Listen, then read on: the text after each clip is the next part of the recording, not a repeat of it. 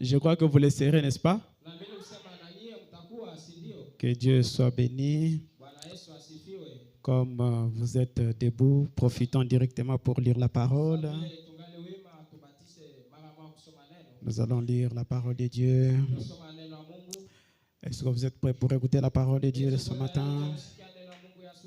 Nous allons écouter ce que nous sommes venus écouter ce matin.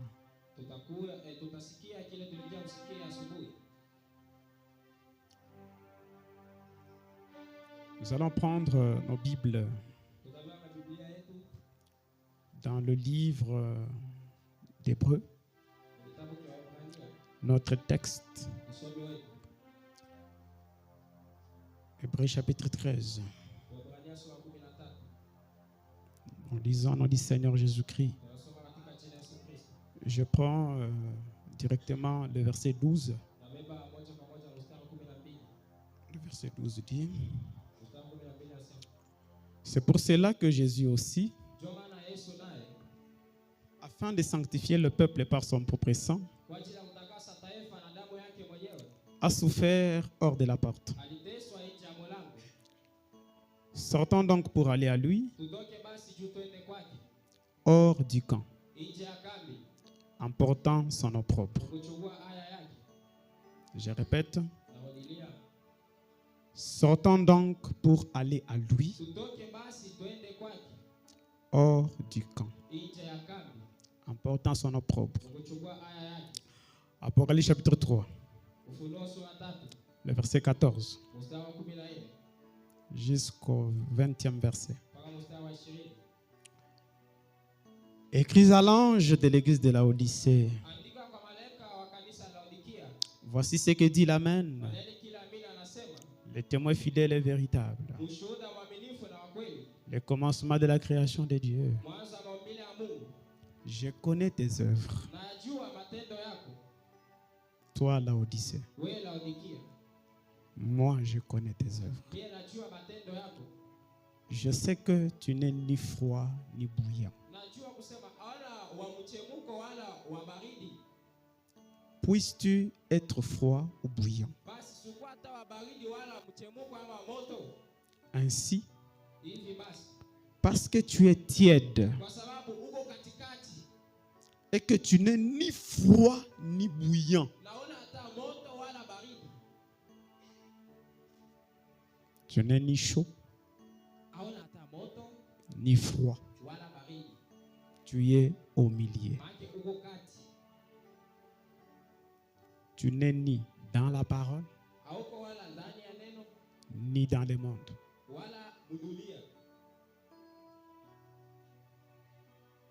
Quand arrive le moment de venir à l'église, tu viens, tu manges la parole. Quand il faut aller suivre les matchs, tu pars suivre les matchs.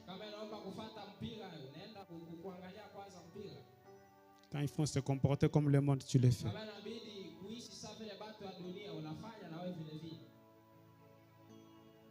Tu n'es ni froid ni bouillant.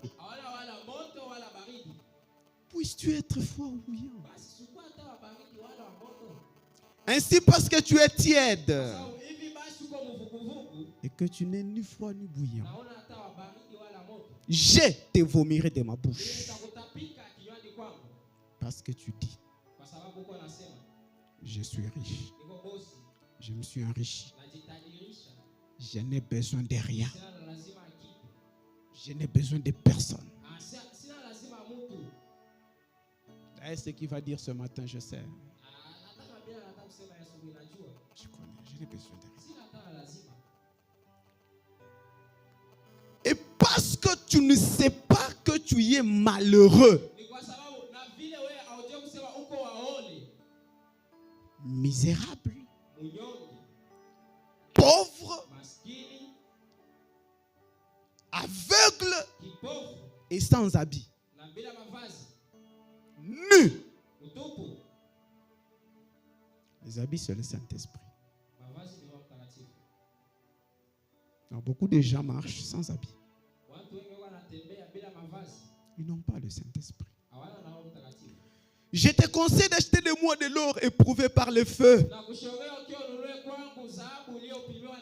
afin que tu deviennes riche, et des vêtements blancs, afin que tu sois vêtu,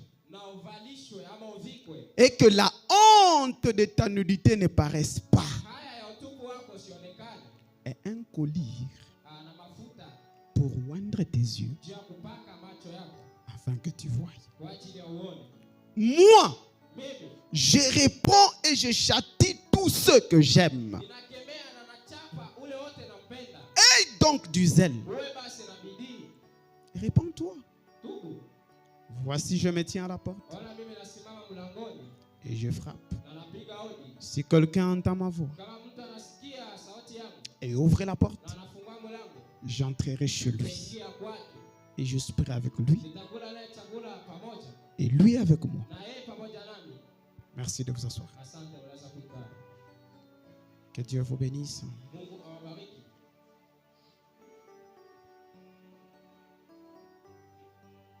Vous êtes là? Ce matin, nous allons prendre notre troisième point que nous avons introduit le vendredi.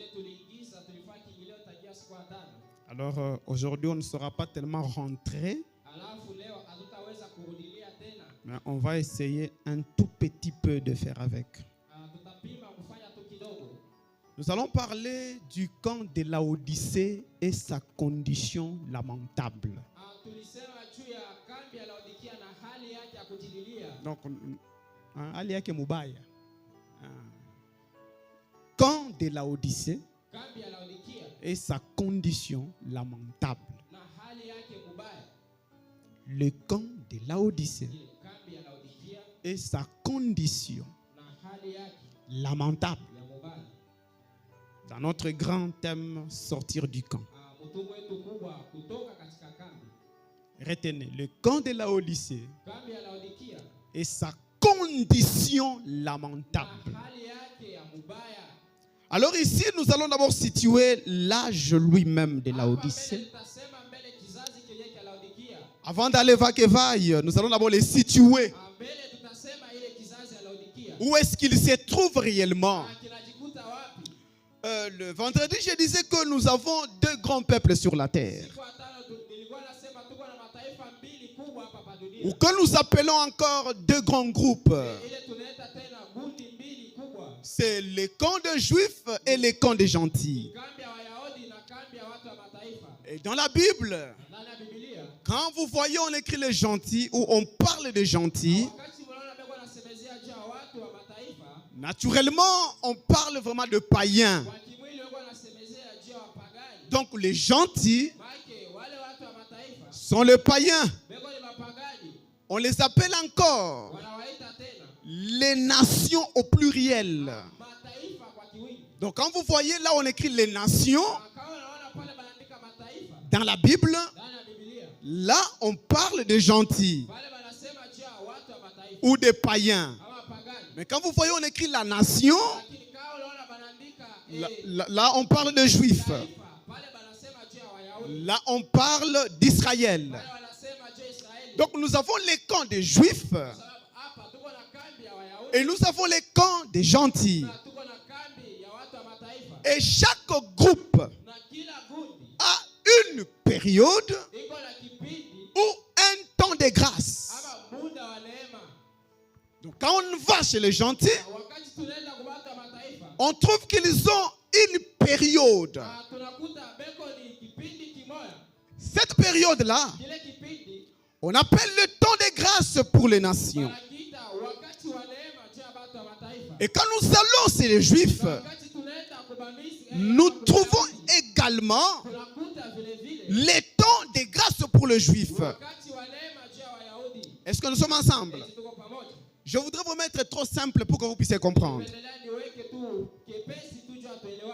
Et dans cette période-là de grâce, ou dans ces temps-là de grâce, que ce soit pour les nations ou pour Israël, là, Dieu traite avec l'un de ce groupe-là.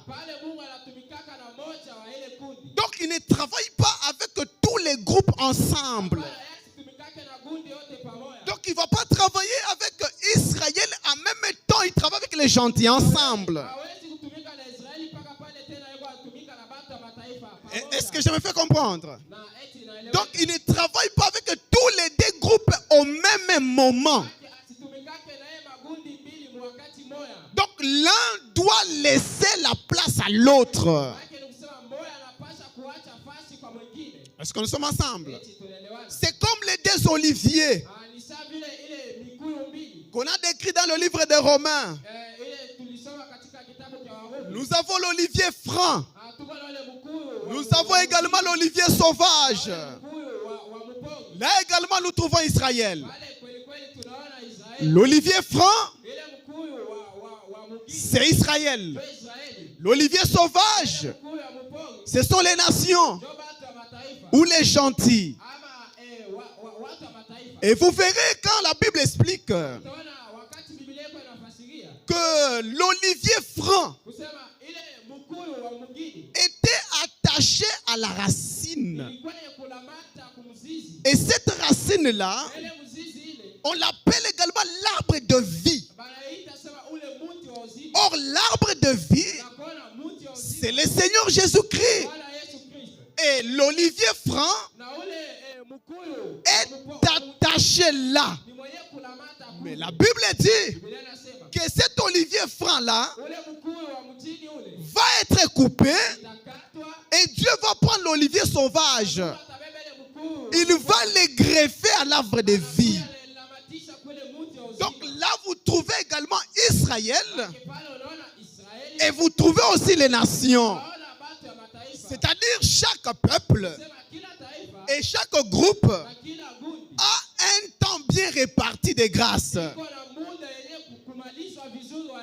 nous allons trouver également ces deux groupes dans Manassé et Ephraïm. Nous voyons que Manassé, lui, était l'aîné. Ce sont les fils de Joseph. Et Ephraïm, les cadets. Là également, nous trouvons Israël. Et nous trouvons aussi les nations en type. Parce qu'au moment où Jacob devait bénir ses enfants,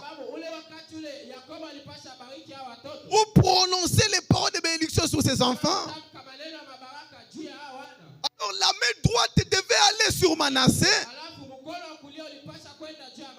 et la main gauche devait aller sur Ephraïm.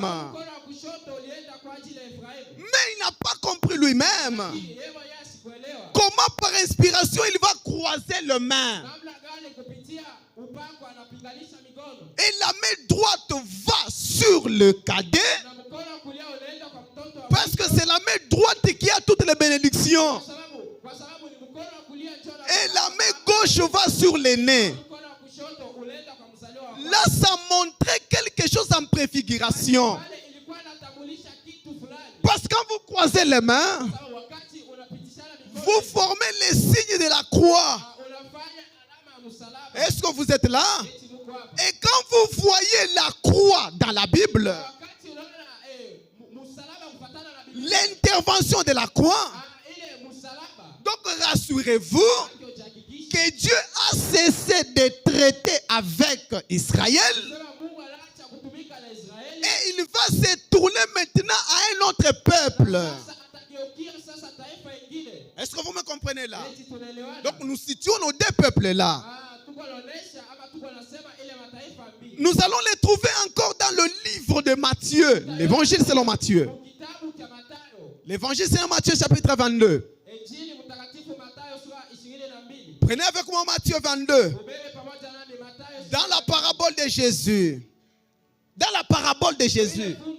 Là aussi, on va nous montrer ces deux groupes. Mais en parabole. Jésus prenant la parole à partir du verset 1. Léon parla de nouveau en parabole. Et il dit, le royaume des cieux est semblable à un roi qui fit des noces pour son fils.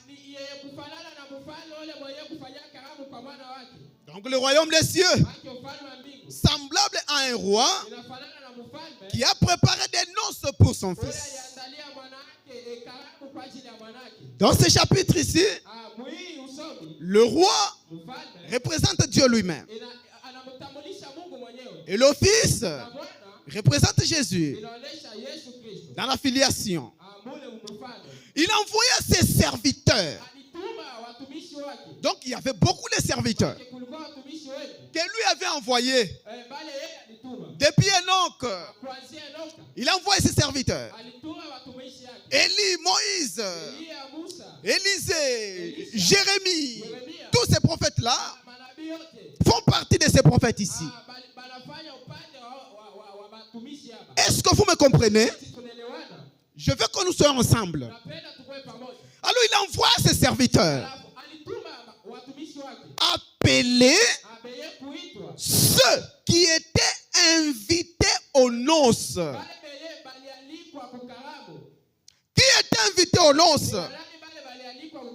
C'est Israël. Est-ce que vous êtes là? C'est Israël qui était invité aux noces. La Bible dit, mais ils ne voulurent pas venir. Parce que quand Jésus est venu, les Juifs l'ont refusé. Ils ont refusé les noces. Est-ce que vous êtes là, mes frères? Ils ne voulurent pas venir. Il envoya encore d'autres serviteurs en disant, dites aux conviés, ceux qui sont appelés, les invités, voici, j'ai préparé mon festin. Mes bœufs et mes bêtes grasses sont tuées. Tout est prêt. Tout est prêt ici. Parce que quand Jésus venait, il venait pour l'église juive. Et rappelez-vous dans cet enseignement-là de l'année passée, il venait pour être le couronnement de l'église juive. Donc pour terminer le plan de la rédemption. Mais qu'est-ce qu'on va faire? La pierre qui venait, comme pierre de fête, ils vont pousser cette pierre-là, ils vont jeter cette pierre-là. C'est là que la Bible dit, la pierre qu'ont rejeté ceux qui bâtissaient. Donc en construisant là, ils ont rejeté la pierre. Cette pierre qui devait terminer tous les boulots. Mais juste après, ils se sont rendus compte qu'on a jeté la pierre importante. Et la Bible dit, tout est prêt. Venez aux noces. Mais sans s'inquiéter de l'invitation, ils s'en allèrent. Celui-ci a son champ. Celui-là a son trafic. Et les autres se saisirent des serviteurs. Se saisirent des serviteurs. Les outragèrent et les tuèrent. Donc ils ont tué les prophètes. D'ailleurs Jésus va dire, vous avez tué tous les prophètes. C'est ce qu'ils ont fait. Est-ce que nous sommes ensemble? Écoutez ce qui est ajouté là. La Bible dit ceci. Le roi fut irrité. Il envoya ses troupes, fit périr ses meurtriers et brûla leur ville. C'est pourquoi en l'an 70, le roi Tutis va assiéger Jérusalem. C'est Dieu qui avait fait que ça soit ainsi. Et personne n'entrait, personne ne sortait. Et c'est là qu'on a détruit même le deuxième temple. Et c'est là accompli réellement ce que Jésus a dit en parabole. C'est pourquoi quand vous lisez la Bible, ne lisez pas ça comme un simple journal. Il y a beaucoup de profondeur dans la parole de Dieu. Et il dit ceci. Écoutez maintenant ce qui est ajouté. Alors, là il a fini avec eux. Parce qu'ils ont refusé. Il dit à ses serviteurs. Là c'est une autre partie des serviteurs. Nous avons vu la première partie. Mais là c'est une autre partie qui n'est pas ces serviteurs-là. Qui n'est pas ces serviteurs-là. Alors, quand on dit alors, c'est-à-dire on change un peu de symphonie. Il dit à ses serviteurs. Et ces serviteurs-là sont au nombre de 7. Et il leur dit, les noces sont prêtes. J'ai préparé des gens, mais les conviés n'en étaient pas dignes. Venez maintenant. Allez donc dans les carrefours. Est-ce qu'il y a quelqu'un qui comprend ça? Allez dans les carrefours. C'est-à-dire il y avait des gens qui n'étaient pas prévus être là. Mais comme tout est préparé, vous mes serviteurs, en commençant par le premier âge, deuxième, troisième, le message était le même. Allez donc dans les carrefours. Et chaque messager avait une trompette. Et il s'est tenu dans les carrefours.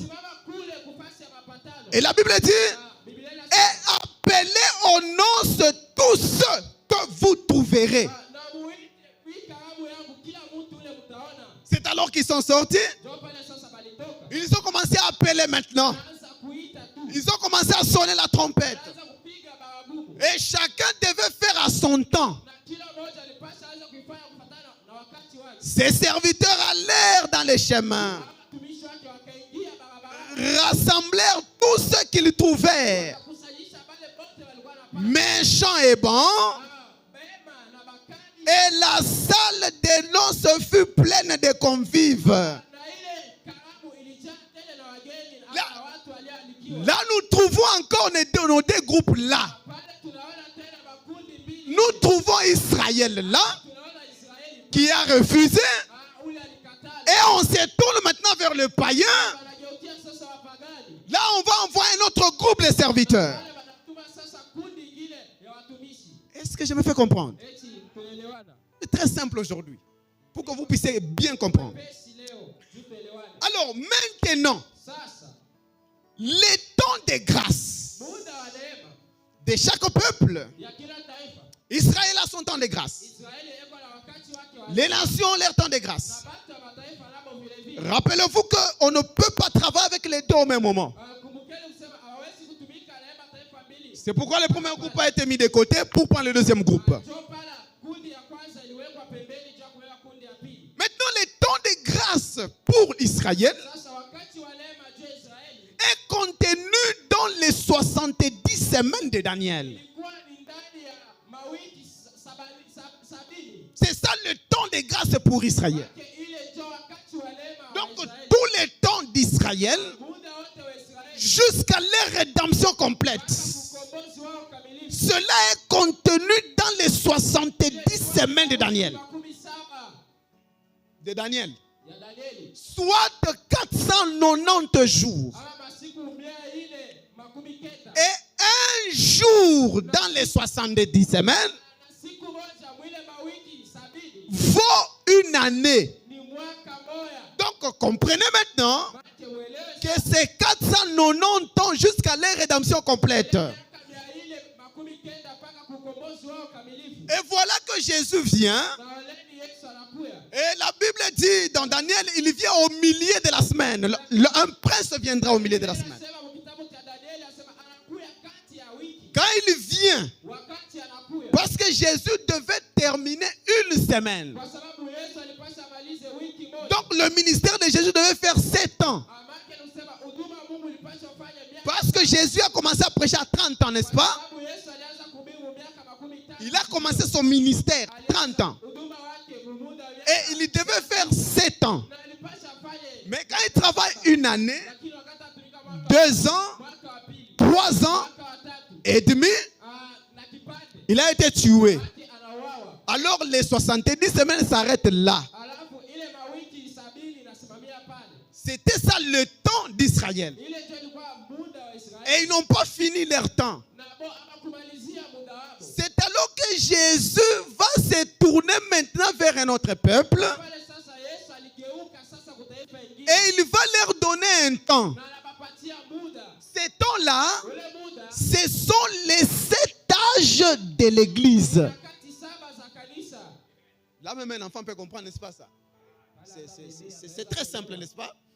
Ce sont les 7 âges de l'Église qui interviennent là, au milieu. Et les 7 âges de l'Église, c'est vraiment indéterminé. Indéterminé, c'est-à-dire on n'a pas dit que ça va se terminer à telle année. Parce que pour Israël, on a arrêté. C'est-à-dire on va reprendre cela. Jésus va continuer son ministère au travers les 2 témoins, Élie et Moïse, là en Israël.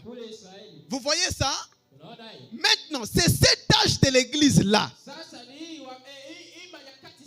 C'est ça le temps de grâce pour les nations. Est-ce que je me fais comprendre? Est-ce que je me fais comprendre? C'est la nouvelle église. Parce qu'il y a l'église juive, nous avons aussi l'église des nations. Alors quand l'église juive refuse, il se tourne maintenant vers l'église des nations pour commencer un travail avec eux, pour traiter avec eux. Maintenant, lisons Apocalypse chapitre 1. C'est là qu'on va nous représenter, c'est cette église-là. Apocalypse chapitre 1, le verset 10. J'ai fui ravi en esprit au jour du Seigneur. Et j'entendis derrière moi une voix forte, comme les sons d'une trompette, qui disait, ce que tu vois, écris-les dans un livre et envoie-les aux 7 églises. Là, on va décrire maintenant les 7 là. À Éphèse, à Smyrne, à Pergame, à Thyatire, à Sardès, à Philadelphie et à Laodicée. C'est au nombre de 7. Éphèse, Smyrne, Pergame, Thyatire, Sardès, Philadelphie et Laodicée. C'est au nombre de 7. Naturellement, ces 7 églises ici sont les 7 villes d'Asie mineure. D'Asie mineure. Asie. Asie mineure maintenant. Elles ont existé physiquement. Donc ces 7 églises ont existé physiquement. On pouvait avoir l'église d'Éphèse, l'église de Smyrne, l'église de Pergame, de Thyatire, de Sardès, Philadelphie et Laodicée. Ces 7 églises étaient là, dans ces 7 villes-là. Donc ces églises ont existé naturellement. Est-ce que vous êtes là? Et ces églises-là, décrites dans Apocalypse chapitre 1, le verset 11, étaient des types. Est-ce que je me fais comprendre? Étaient des types, des antitypes. Antitype, la chose elle-même. Donc des types, des antitypes, des ombres de la réalité. Donc ces églises-là, c'était seulement une ombre pour montrer ce qui arriverait au cours des âges.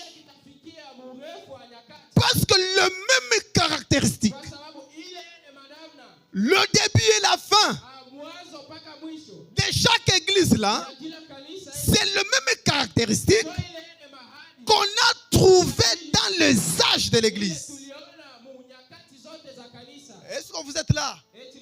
Mais dans notre leçon, nous n'allons pas vraiment nous attarder sur les 7. Nous n'allons pas nous attarder sur les 7. Mais nous allons prendre seulement le dernier âge. Par la grâce de Dieu, même l'année prochaine, on va vous enseigner en détail sur les âges de l'église. Mais ici, ce qui nous concerne, c'est le dernier âge. L'âge de l'église de Laodicée. Et retenez que cet âge-ci a débuté en 1906. C'est là que cet âge a commencé. Au cours des âges. Après juste l'âge de Philadelphie, qui a pris fin en 1906. Et là, en 1906, l'âge de la Odyssée a commencé. Et l'âge de la Odyssée, c'est ça l'âge pentecôtiste. Vous comprenez? Donc, qui dit l'âge de la Odyssée? C'est l'âge pentecôtiste. Parce que juste en 1906, le Saint-Esprit est descendu sur Larry Azusa. Et c'est là qu'a commencé l'âge avec Bartholomène et les autres. Est-ce que vous comprenez ça?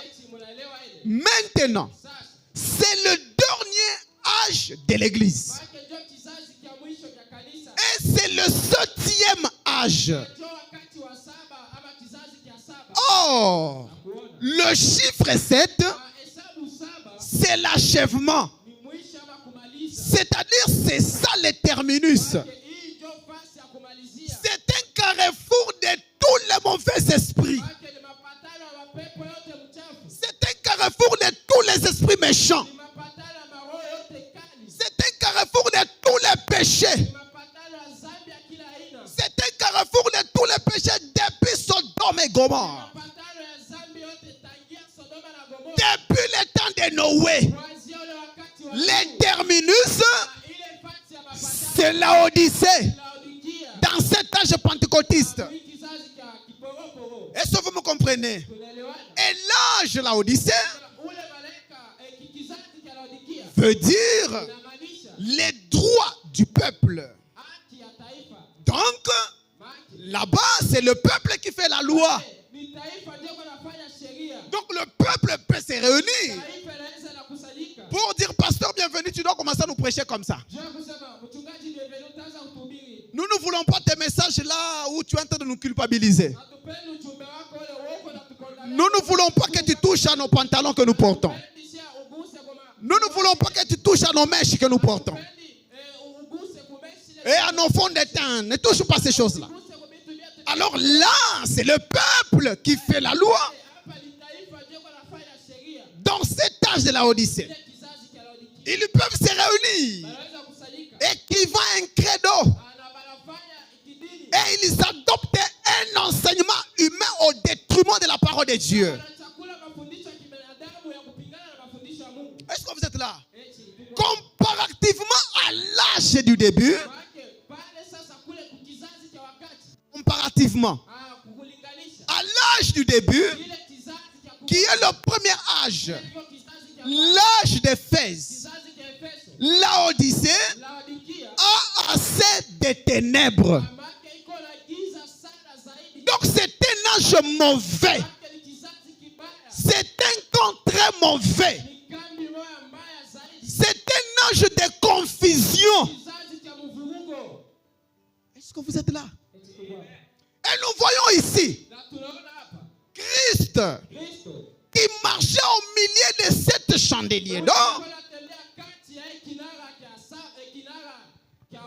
qui a marché dans le premier âge, le deuxième, quatrième, cinquième, arrivé au 6e âge, nous avons lu avec vous, il n'est plus à l'intérieur, mais il est dehors, en train de frapper à la porte. C'est-à-dire, la condition de la Odyssée, c'est une condition qui ne permet pas que Dieu soit là-dedans. Est-ce que vous dites Amen? La Christ n'est plus à l'intérieur. Il n'est plus dans l'âge pentecôtiste. Il n'est plus dans la Odyssée. C'est là que le fameux Branham dit, là où je pense, les pentecôtistes ont failli. Est-ce que vous êtes là? Est-ce que vous êtes là? Dans la Odyssée, tout est devenu confusion. Le péché a atteint un niveau étonnant. Et les gens n'ont plus froid aux yeux. Ils peuvent faire de n'importe quoi, mais ils ne ressentent rien. Ils peuvent tuer, ils peuvent violer. Quelqu'un peut ouvrir sa caméra là et il tient son prochain. Il prend les couteaux, il égorge sans foi aux yeux. L'âge de la Odyssée. Et le mal dans cet âge a atteint une dimension étonnante. Mes frères, le camp de la Odyssée, il est très mauvais. C'est un camp à ne pas envier. Et c'est un camp où il ne faut pas beau vivre. Le péché, la flèche de la délivrance, la prédication. La flèche de la délivrance. De la part de Dieu, tiré à l'aide d'un arc. Prêché le 1er août 56. Je prends le paragraphe 28, mais la partie B. Frère Branham dit, et il y a 10 ans, et il y a 10 ans, je suis venu pour la première fois parmi vos groupes. Cela avait l'air d'une église. Je suis venu parmi vous. Il y a de cela 10 ans. Donc en 1946. Parce que la prédication en 1956. Quand je suis venu, ces groupes ici avaient l'air d'une église. Mais aujourd'hui, cela ressemble au monde. Est-ce que vous êtes là? Il y a 10 ans, toi là, tu priais. Il y a 10 ans que tu gênais. Il y a 10 ans que tu t'es consacré aux œuvres de Dieu.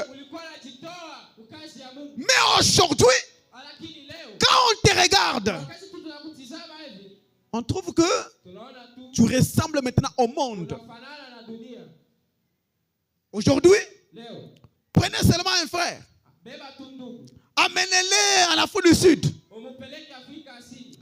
La première des choses qu'il va faire, c'est de changer d'abord sa peau. Et quand vous l'appelez mes frères, quand tu étais ici, tu étais un peu... Tu étais noir. Qu'est-ce qui se passe? Le climat, mon frère.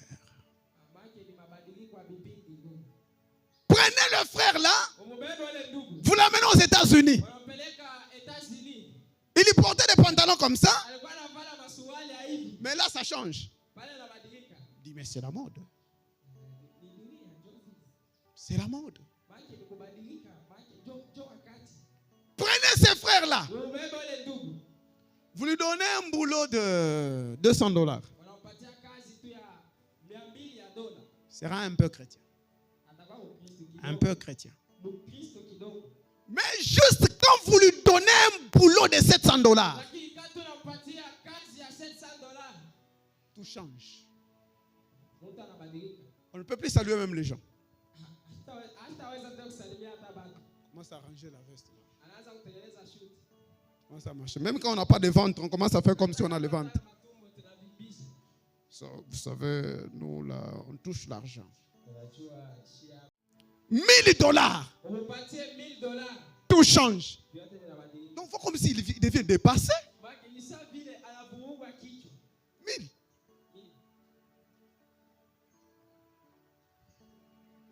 Il y a 10 ans que je suis venu au milieu de ces groupes. Ils avaient l'air d'une église. Mais aujourd'hui, cela ressemble au monde. C'est la vérité. Il y a 10 ans que tu priais. Mais aujourd'hui, zéro. Il y a 10 ans, quand les portes de l'église étaient ouvertes, ton cœur n'était pas tranquille. Mais aujourd'hui,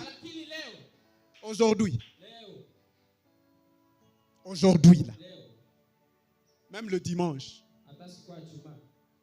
le culte commence à 9h30. C'est à 10h que tu apparais.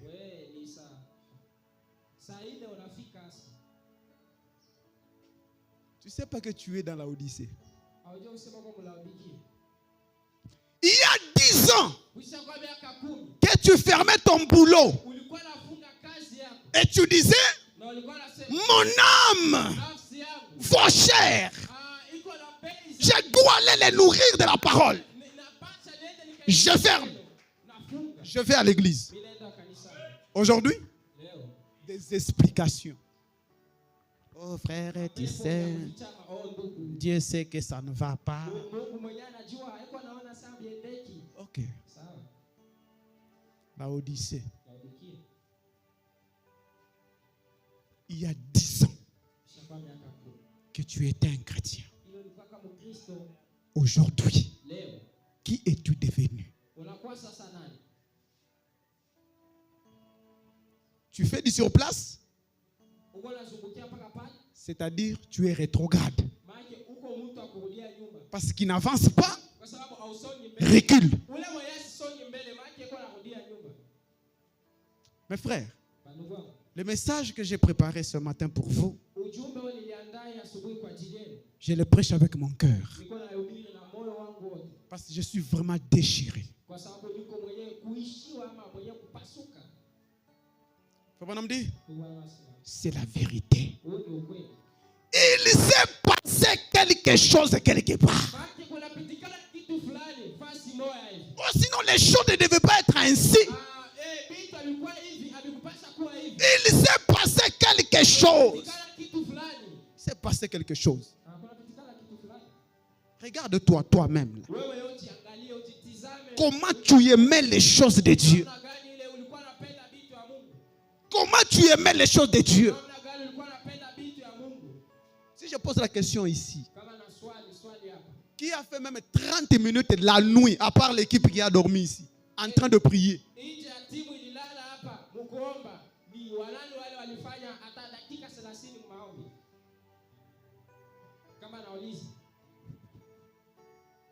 Mais si je pose la question, qui a suivi le match du mercredi là?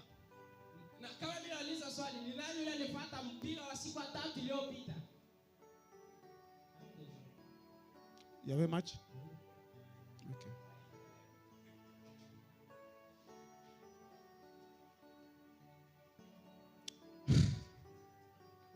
Comment quelqu'un qui s'appelle chrétien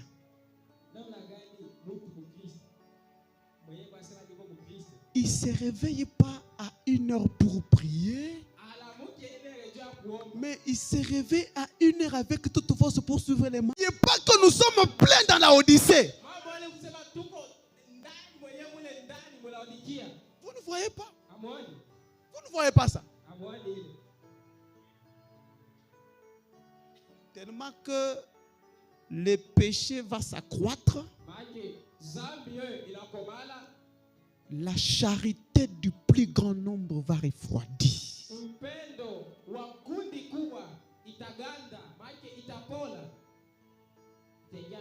L'amour de Dieu a refroidi. Je me demande, toi, tu ne te réveilles jamais à 0 heure pour prier. Mais quelle est cette force-là?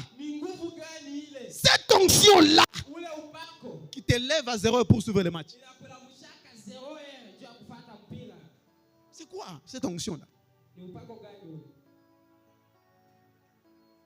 Okay. Toi aussi tu as suivi le match. Okay. Comment tu as su alors? Comment tu as su?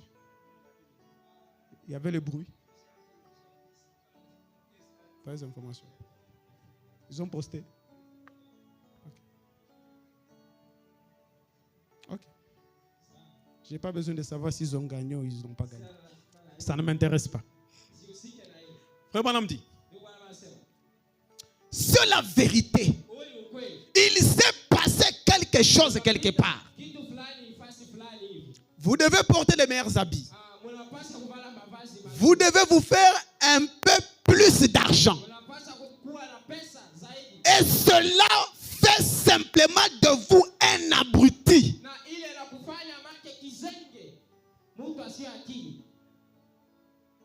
Frère, je dois avoir l'argent. T'as des projets. Mais pour l'âme, on n'a aucun projet. Donne-moi vos agendas, que je vois les projets que vous avez pour vos âmes. Un projet pour ton âme. Un seul projet pour ton âme. Mais les projets, non. Les mois prochains, je dois acheter ceci. Je dois trouver ceci. Mais pour l'âme. Mes frères, ça c'est le corps. Ça. C'est la poussière. Ça. C'est la poussière. Ça va tomber à n'importe quel moment. Et personne ne va arrêter cela. La mort ne va pas regarder tes projets. Non, tu as tellement de projets. Alors je me respecte d'abord. Mais ça peut venir.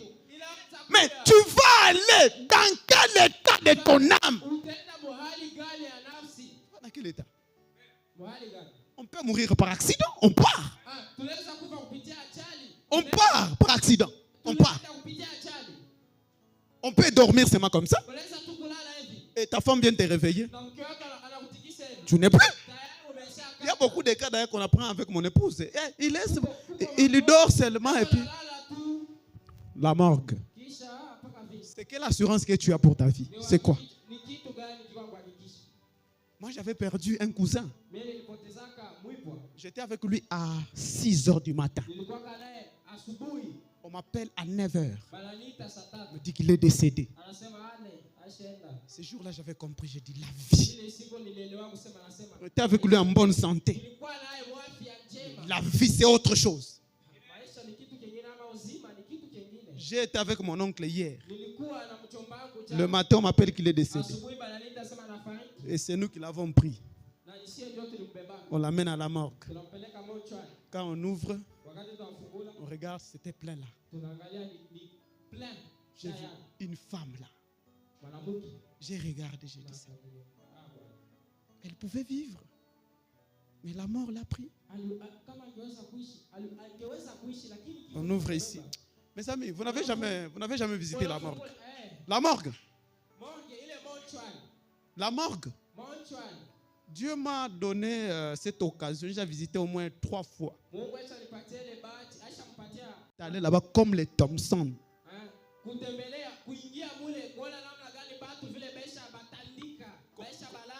Comment ils sont secs avec la glace. Les corps ici, les corps. C'est foutu, mes amis. C'est foutu. C'est foutu. Tu vas mourir. Quand tu meurs là. Vous pensez qu'on va faire 3 mois de deuil? Parce qu'on t'aimait tellement? Non. Non. Non. Non. Tu meurs, On observe les 3 jours. On t'enterre. On t'oublie. C'est tout. C'est tout. C'est tout. Ta femme va commencer à se promener là. On la prend par quelqu'un d'autre. C'est quoi l'assurance qu'on a? J'ai l'impression que les gens jouent avec leur vie. Ils jouent. Quelqu'un qui joue avec sa vie. Il prend son âme comme si c'est un truc. Vous parlez avec lui de la parole, dites, frère, la parole dit ça. Il vous donne des explications.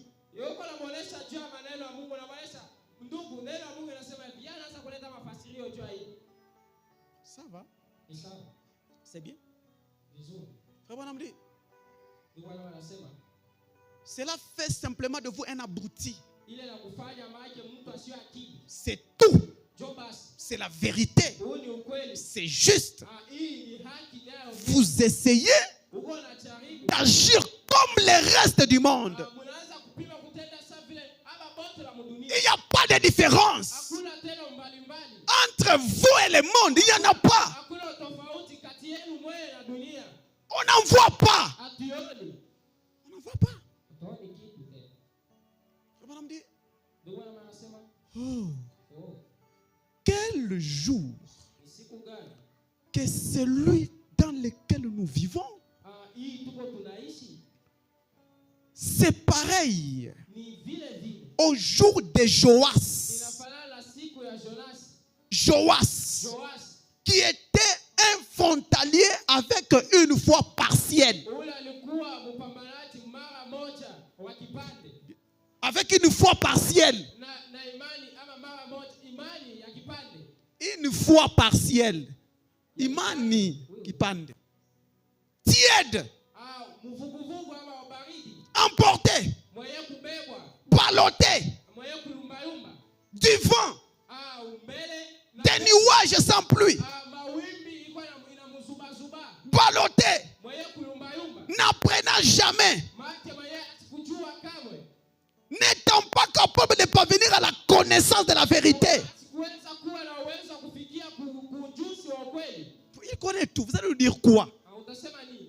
Frère, viens à l'église. Oui, je connais. Je sais. Dieu aussi connaît. Moi aussi, je connais. Bon, tu n'as pas besoin de me dire, c'est moi je connais. Il connaît tout. Vous n'avez rien à lui dire. Il dit,